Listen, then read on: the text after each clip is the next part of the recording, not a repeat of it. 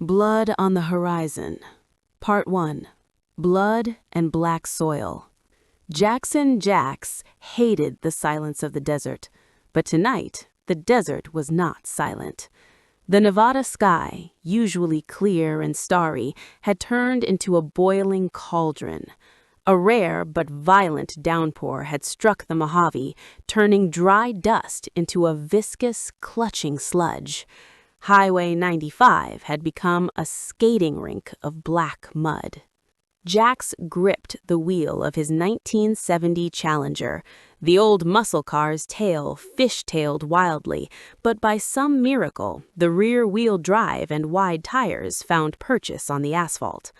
Jax knew this road like the back of his hand, every curve, every pothole.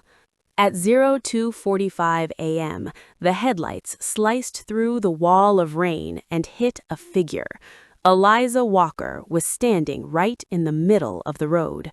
Her white dress was plastered to her body, her hair was soaked, and she was clutching a heavy case. She didn't look like a victim, she looked like a ghost come for retribution. Jax slammed on the brakes. The car skidded, stopping just a meter away from her. "Get in, now!" he roared, throwing the door open. Eliza collapsed into the seat, breathing heavily. They're close. They have thermal imagers, Jax." "Not tonight." Jax nodded toward the windshield, where sheets of water were pounding. "In rain like this, electronics go crazy. Drones wouldn't fly. They'd be smashed against the rocks by a gust of wind." In the rear-view mirror, lights flickered. Marcus Stone's massive, armored Chevrolet Suburban was tearing after them. The SUV's weight, which was usually its advantage, became its curse. Jax watched the heavy beast sway across the road. "Hold on!" Jax shouted. He swung sharply off the highway onto an old dirt road leading to abandoned mines. The Challenger, light and nimble in a master's hands, skipped over the crest of a hill. Stone's Suburban tried to follow, but 3 tons of armored steel couldn't argue with physics. Jax saw in the mirror as the heavy wheels of the SUV sank hopelessly into the sodden black soil up to the axles. The mercenaries' engine roared, throwing up fountains of mud, but the car only sank deeper into the viscous trap. "Damn, they're stuck!"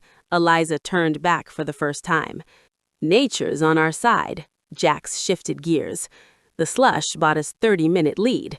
By the time they call a tow truck or go on foot, we'll be far away. No, don't relax. Stone isn't the kind of man who drops a bone because of muddy boots." He looked at her, wet, trembling, but incredibly alive in this chaos. "Now, tell me, Eliza, why are such serious guys taking a mud bath at Part 3. Leaden Dawn. The storm only began to die down toward 4 in the morning. The tapping of rain on the roof, which once seemed like salvation, now became a reminder of the ticking clock. It was quiet in room 4, but it wasn't a peaceful silence. After the sudden, desperate intimacy that flared between them, a heavy, almost tangible tension settled in. They took turns on watch. Jax sat in the shadows by the window, gripping the cold handle of his Glock 17. He knew this pistol wouldn't fail if he had to shoot fast and accurately. Eliza tried to find sleep on the edge of the bed, but kept twitching, waking from nightmares. "Shift change," Jax said softly as the eastern sky turned a steely gray. "The rain's almost over." Eliza stood up and took the pistol from his hands. For a moment, their fingers touched, a gesture of more trust than all the words spoken that night. Jax closed his eyes, hoping for 10 minutes of sleep, but he didn't get them. "Jax, look!" Her whisper sounded like a shot. He was at the window instantly. Above their Challenger, parked in the shadow of an old gas pump, hovered a drone, a small, predatory black silhouette with a blinking red eye. It circled low, transmitting their coordinates straight to Stone's cabin. "They found us," Jax hissed. He looked into the distance. The mud had dried enough. 2 miles away, on the high ground, he saw the familiar shape of the armored Suburban. It stood still, waiting for the drone to confirm the targets. "We have 3 minutes. Grab the case. Run to the car." They burst onto the porch. The drone zipped upward. Jax didn't give it a chance. He froze for a fraction of a second, arms extended. A dull thud shattered the morning silence. The bullet hit the processor dead center.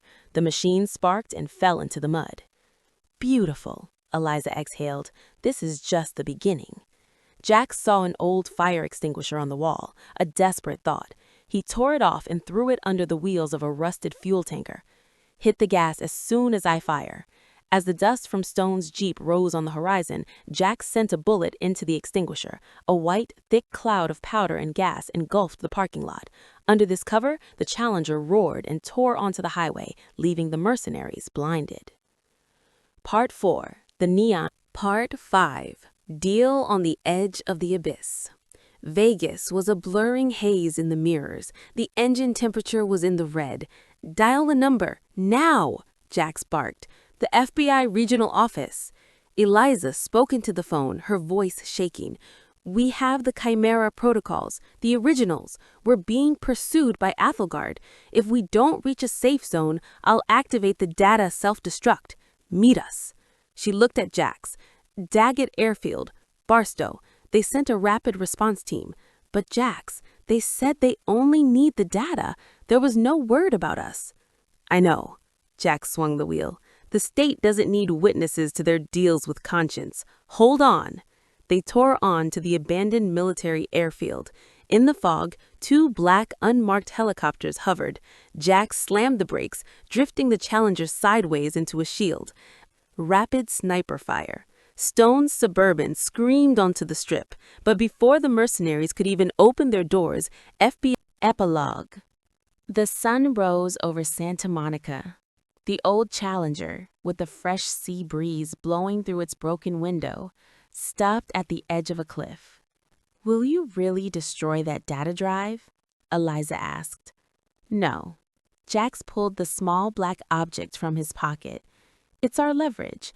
As long as we have it, they'll leave us alone." He reached into the glove box for a thermos. "Well, Eliza Walker, I promised you the best coffee on the coast." He poured the steaming drink. It was bitter, strong, and smelled of cheap gas stations, but to them, it